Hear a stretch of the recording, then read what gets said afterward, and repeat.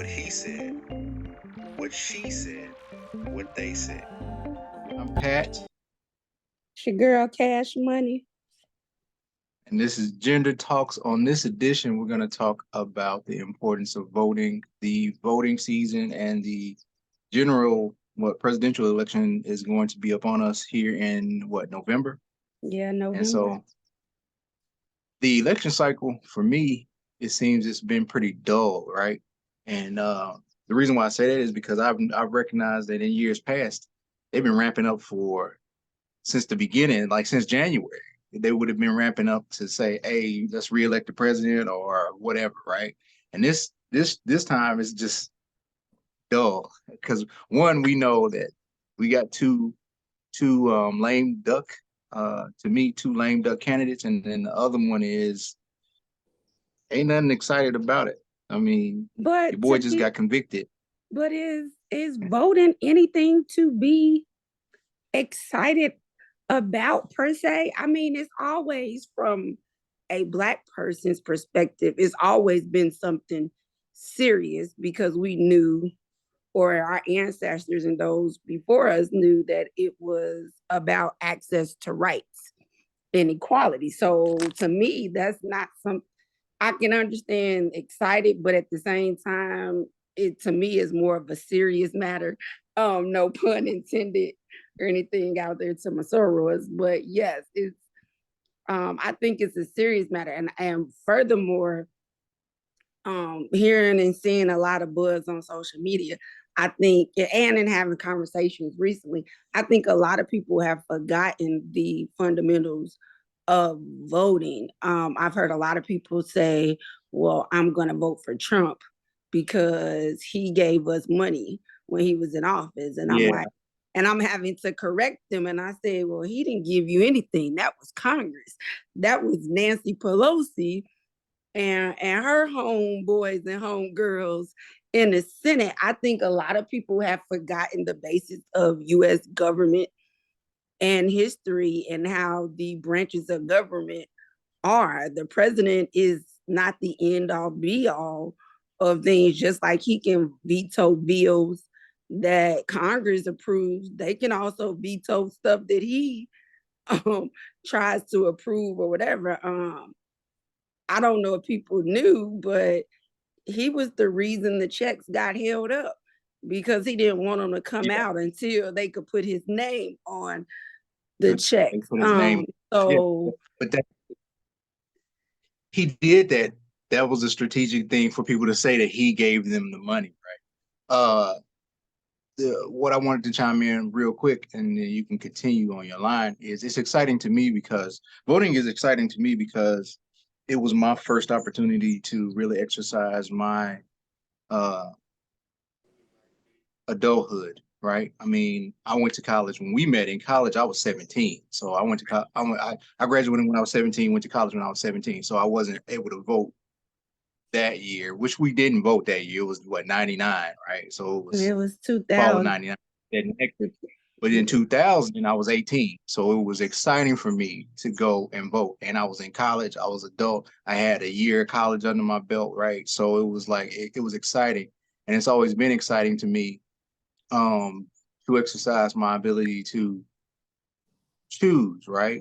Right. At the same time, I understand I've set out an election. I think I didn't sit out Obama. I set out No, I didn't sit out. I didn't sit out Obama. I didn't sit out the last one.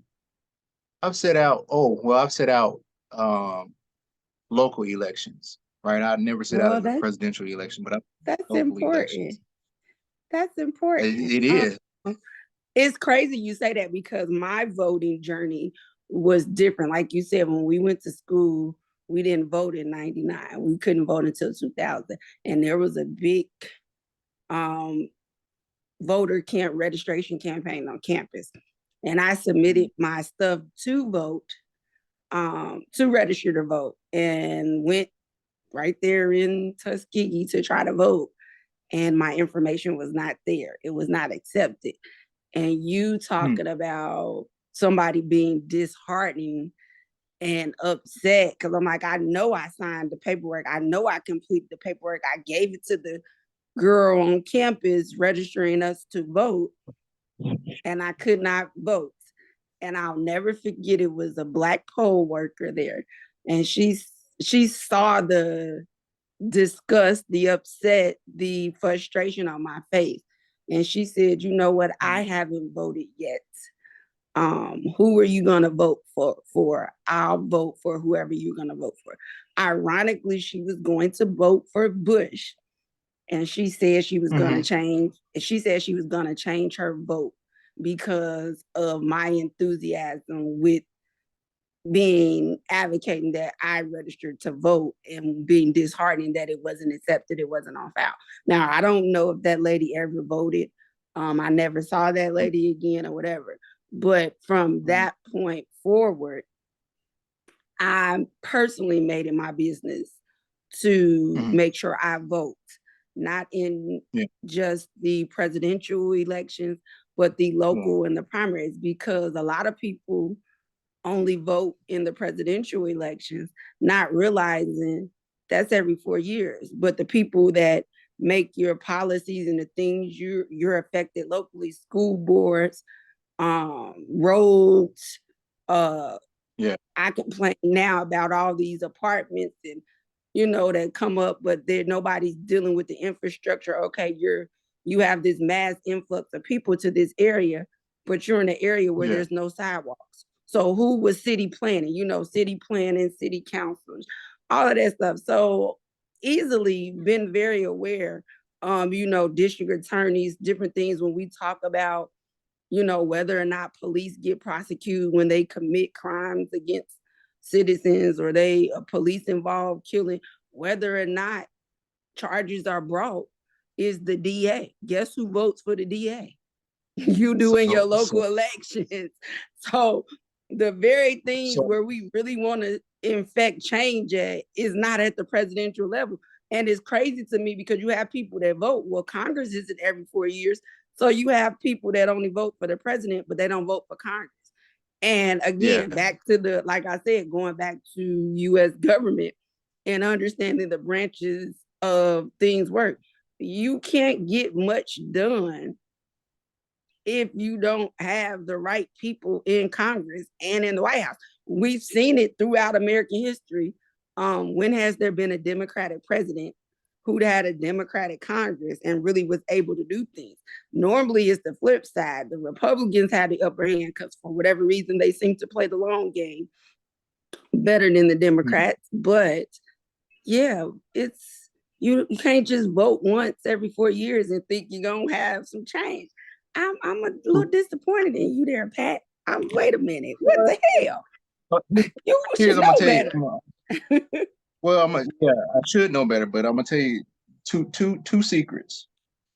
One is the first one is in response to what you said about the Republicans playing the long game, and we can get into this further in the conversation. That's basically racism. That's the reason, racism. Racism, because they figured out a long time ago that switching parties. So switching the parties and playing the long game get you what you want in the end, right? They're reversing Roe versus Wade. They're reversing affirmative action. See, they're reversing. So they played the long game very well. Number two, the secret is, so you're talking to a person that has a unique perspective on politics, because I'm the son of the city chief of staff. So my dad is the second in charge, basically. So, and the mayor doesn't make a decision without my dad's input. So I say that to say all the local issues, like I hear the local issues. I hear people saying, well, you got all this infrastructure. Are you building these communities and no sidewalks? That's not always. So there are things that I'm finding out that aren't always on like local government, right? Some of that is in the people that plan the neighborhood, not the city planner, but the builder, right? Some of that stuff is on the builders, right? So like I have a unique perspective on that. Who's signing off on them permits for the builders? Those are elected officials. Those are elected officials, even if it's on the builder. The person that sits in that county office signing those permits. But there's also, I have to tell you, there's also most counties have a mayor and most cities have a mayor. So even if you have your city mayor, right? Your city mayor is not always responsible for a county road. The county mayor is, the county commissioner is. So it's like like I said, I have a unique perspective because I see it and I hear it every day, right? Oh, Right. so that one. And then two, yeah, you're right. I mean, but I set out those local elections. One, I wasn't gonna be there. Like it was in Warner for Warner Robins. You know, I was only in Warner Robins what 2 years, 3 years, something like that. And I wasn't planning on staying in Warner Robins. And you know Warner Robins, Georgia. So I wasn't planning on staying in Warner Robins. And then there's no excuse, but then yeah, I personally I mess with my dad all the time. All politicians are liars anyway, right? When you go to politics, you lying about something, whether it's You have to like give up something. Right. you gotta be. So excuse the helicopter. I about to say that ain't a dragonfly this time, is it? Nah, nah, but he's going pretty fast though So, for a helicopter. I've lived in Um, several states. I've lived in several states. And I've been, with the exception of the first instance being in Alabama, I have voted in every state that I lived in every election that they had, if possible. Um, it was important to me. Like I said, it was very important to me. I don't care if I was gonna be there 2 years, 1 year. I'm gonna affect change any way possible because there is a group of people who don't have a voice, or don't regularly exercise their voice. And I say that, and I take issue with people who say, have a lot to say and don't vote. First and foremost, I feel like people died so that we would even have the right to vote. And as you alluded to, the Republicans playing the long game with the racism, they're trying to roll back a lot of rights that people died for us to have. So think about it. Roe v. Wade, abortions is off the table in a lot of states. They reverted it back to the states, and the states are doing all this stuff. The other things you said, hell, the next thing, affirmative action, the next thing under attack, and they've been trying to attack you, is going to be the right to vote. I hate to say this or feel like I'm being a negative Nancy, but they are trying to go back to the pre-Civil War era. Yeah. They're trying to go back to the pre-Civil War era. They want your black butt, my black butt, back as slaves. We've talked about this before. And I feel like the most dangerous people in the world right now is the people that don't vote. I understand not being excited about the elections, but think of, like I said, and I go back to the people that died or were beaten for the opportunity to just to register to vote. I'm pretty sure they were not enthused about every candidate that it was, but it was a life and death matter. It was a life and death matter. And we are now in another life and death matter. I don't want my girls in slavery. It's crazy. There's a beautiful thing in voting, right? Which is this is the truth. My grandparents, one of my grandmothers and one of my grandfathers on my mother's side passed away before we got to elect Obama, right? But there's the beauty in it is one of my grandmothers and one of my grandfathers, both on from my father's side, they got to see a black president. All four of them, well, my grandmother on my mother's side, they were like independent, wealthy black farmers. They literally were black farmers here in my hometown, Clarksville, Tennessee, Kentucky area, right? But my grandfather on my father's side is the son of a sharecropper. So he literally was basically one generation removed from slavery, right? So he got to see black president.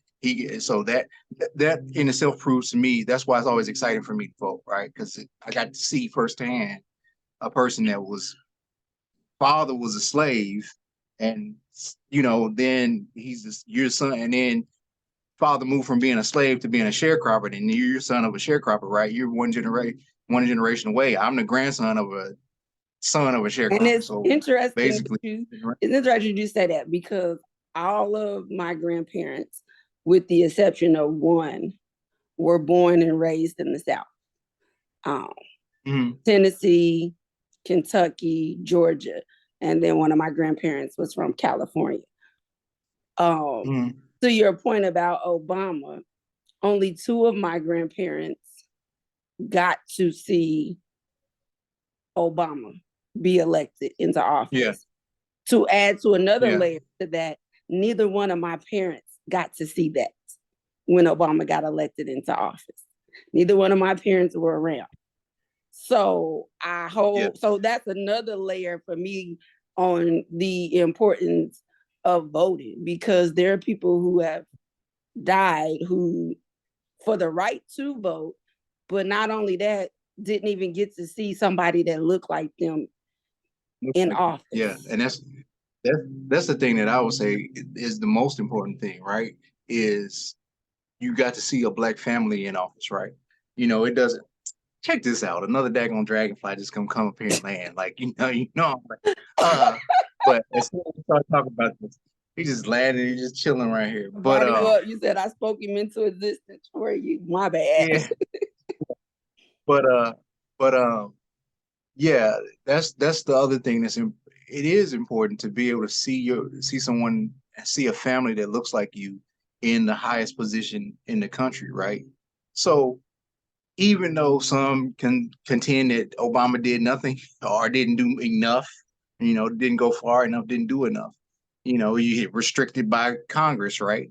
He was a Democratic president that had a Republican Congress and a Republican And Senate that didn't want to right, work, right? they fought So with him at every turn. every time, right? So I mean those are the important things about some of the important things about voting, right? Is you want your agenda, whatever you identify with. Excuse me. If you're liberal, it doesn't matter. It's always the lesser of two evils. The purpose is, I think that let me stop there, and I'm gonna give you a thought about this. I think the two-party system is ridiculous. I think we should have multiple parties, and I think multiple parties should be stronger because we have multiple parties. We had the independents, and then you had the Tea Party and all kinds of other The people, Green right? Party, right? But yeah, but the only two that we get pushed or that we really see are the Democratic and Republican, That's right? because And the that money, the funding that's who gets right. the money. Right, and then we're blind as American citizens, not just black people, but as American citizens, we're blinded by, oh, it's just easy. Either you're Democratic or Republican. No, you could be an independent. You could be in the Green Party. You can start your own party. Well, The and point is, I'm gonna say this. I had this conversation with someone that I knew was a Republican, and it was surrounded around the school shootings. And I'm pretty sure we differ on a lot of other things, but we agreed that we could come to the middle ground on some things, and that there needs to be some reform of stuff. Particularly when you're talking about killing kids and drugs and certain things like that. I don't feel like I identify Democrat, Republican, liberal.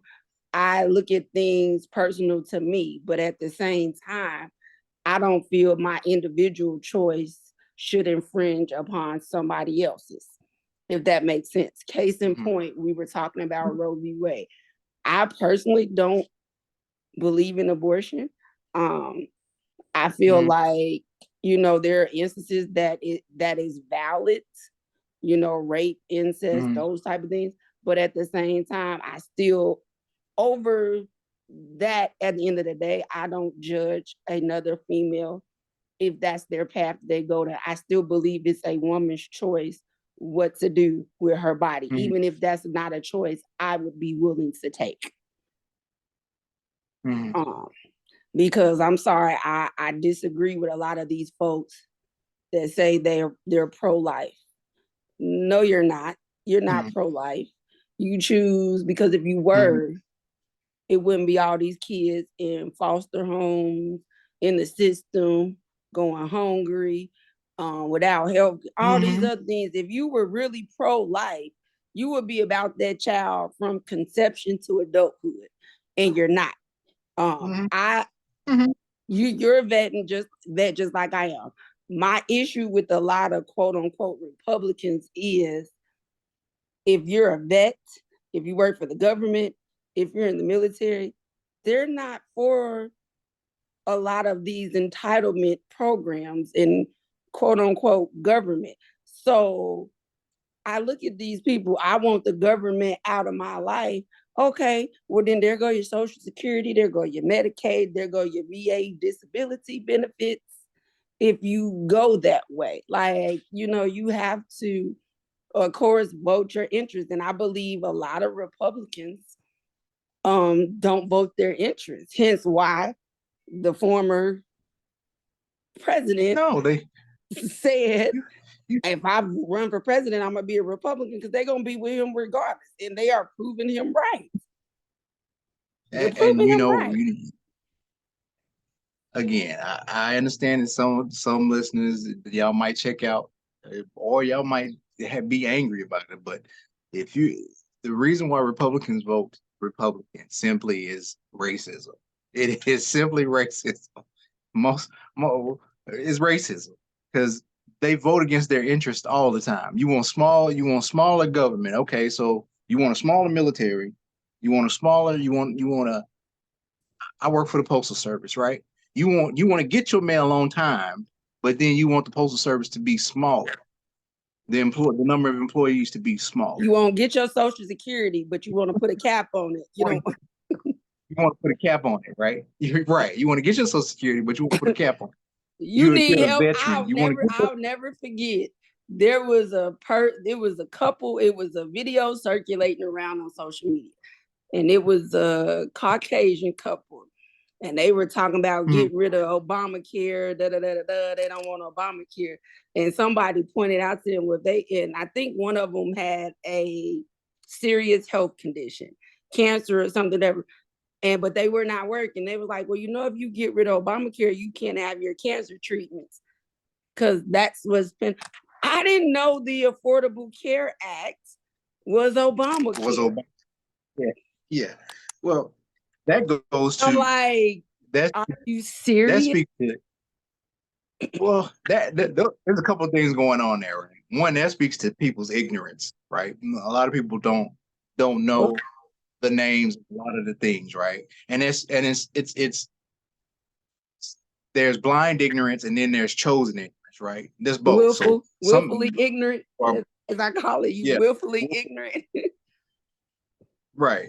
And then the other thing is, let's go back to the racism talk, right?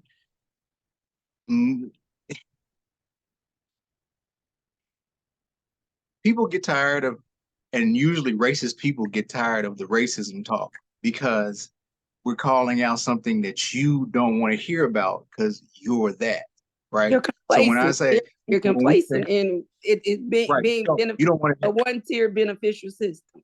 Exactly. right. And so remember, I remember this. I've had this conversation with people. We talked about this way back when Trump started talking about American citizens. He wasn't talking about me and you. Mm-mm. He wasn't talking about me.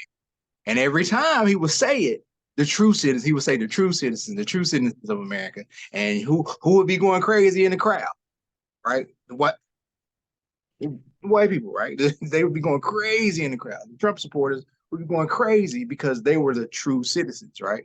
And then he doesn't believe that we're true citizens. They don't believe you're the true citizens of a stolen country. Okay, yeah, you are. You're right. Right. And then don't say that. Then because then that opens up a whole nother. Since everybody is doing 21andMe and Ancestry.com, You ain't from here either. Why you telling us to go back to Africa and all these other places? You not from here. Right, And right, Christopher right. and Taking Christopher my blood. Columbus didn't discover nothing because it was already here. He stumbled Right. on It somebody was- else's stuff. Y'all it's land tripping. taken by blood. Yeah, Exactly. it's land taken by blood.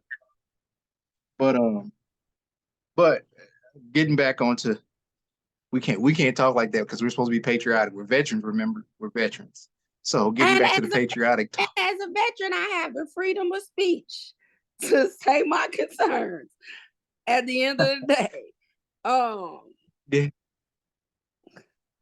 get it. Well, let's talk about being a veteran, right? And the importance of voting as a veteran. That's that's basically what people think.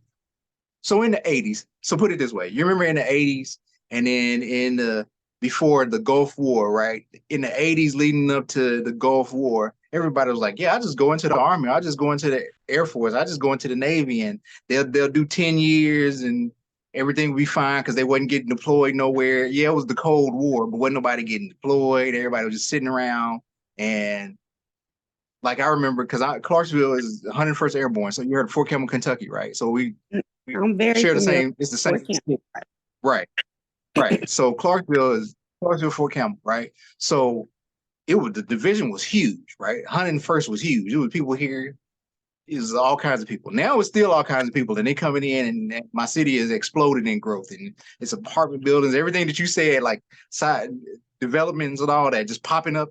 It's all that happened. But anyway, it was stagnant, right? So we had people would literally be like, I'm gonna go into the Army, I'm gonna do my 10 years, I'm gonna do 20 years from like 1980 to like 2000. People was like, oh yeah, I go into the military, ain't gonna deploy, ain't gonna do nothing, right? Then the Gulf War hits, and then all the wars start back over again, right? So it changed people's idea because the idea was you go into the Air Force, you go into the Army, you're gonna be sitting around, Doing nothing. right? You're not gonna So have to you do thought. anything. You're not gonna have to do anything. You're not gonna have to die for your country. When we went in, we were you remember going to lead lab? We was in lead lab. Was we in lead lab or we was in class? We was actually in We were in class. class. 9/11 hit when Yeah, 9/11 when happened. 9/11, we was actually in class. In And they uniform. sent us back in uniform because the IG was supposed to be coming, remember? The Right. IG, was it the IG? Yeah, the IG was supposed to be coming. And they was like, no, go home. Because we was like, where's the IG? We was all uptight. Everybody was like, yeah, the IG's supposed to be here. And then it was like, nah, go home, change your uniform, change out your uniform.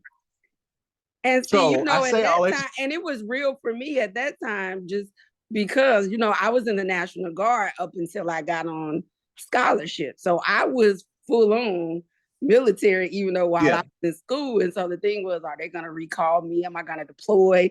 All of those, oh, am I going to have to withdraw from school? Because there were people that went through it.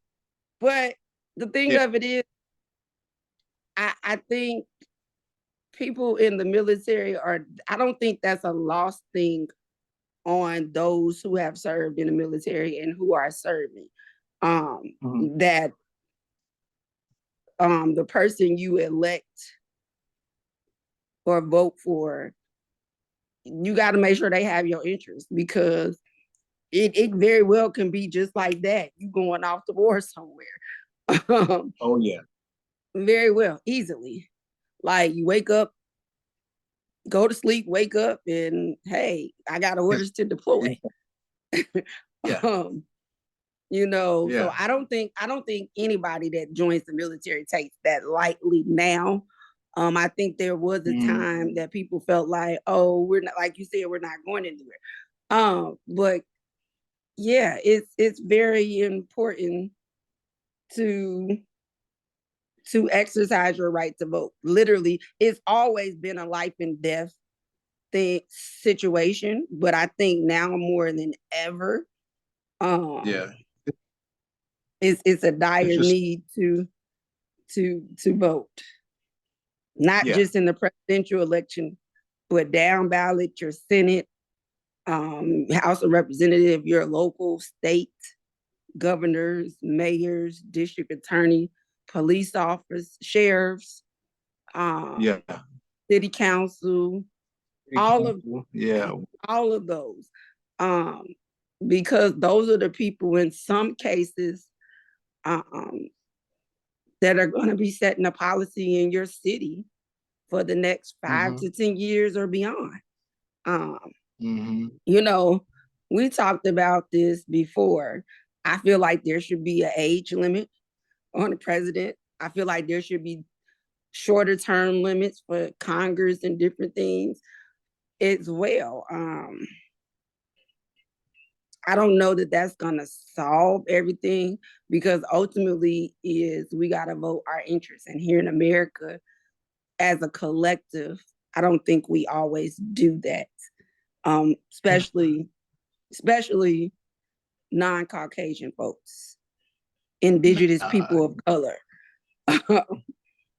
Because as you said, even as the former president being convicted, and I guess we're gonna pivot into that in a later episode, you still have people rallying around this man. As the memes are on social media, you can be a convicted felon and can't vote in a lot of states, but you can still run for president. Like, you can run and serve as president. You know, there's nothing that says a felon cannot be president, which is ridiculous. But we'll talk about that at a later point in time. Just get out and vote, right? Voting is so important. We talked around it, but the thing is, voting is super important because your voice is heard. No matter what you think, your voice is heard. And if you don't vote, you don't have a right. Well, you can use your voice, but it's falling on deaf ears because you didn't use the power that you had, right? So get out, vote. Local. Died for your right to vote. Huh? Somebody died for your right to vote. Somebody died and couldn't vote. Somebody died and could not vote. And you have the opportunity to vote. Don't sit on your hands. Don't sit at home and sit on your hands and not go vote. Right. It's important. And you know, the thing I used to get was, well, my vote is not gonna count anyway, or it's already chosen, or whatever. Either way it goes, vote. There are those of us that are only a couple of generations removed from slavery, right? A couple of generations removed from not being able to vote. So go vote. And we at a crossroads to where it can affect. We're at a crossroads because it can be it's crazy. We are at a crossroads that what you just said, we are a couple generations from slavery and not being able to vote. And yet it's a possibility our very own children may be going back to that era of not being able to vote and maybe slavery. I would hope, I pray to God it's not. But the reality is there's some agendas out there, and we'll get into this in another episode. If y'all not aware, before the next episode, go look up Project 2025. Yeah, it's real on the street. Let's end on a high note. Make sure you go vote to legalize marijuana. That's how we do it. Use your vote. Use your voice. Let's end on a high note. Anyway. Is that a beneficial thing? I mean, well, yeah, that is a high note for sure. That is definitely a high note. That's why I said it. So legalize. Anyway, yeah, we're good. Vote. Voting is super important. So go vote. It is. Somebody died so that you could go vote. So don't make their death be in vain.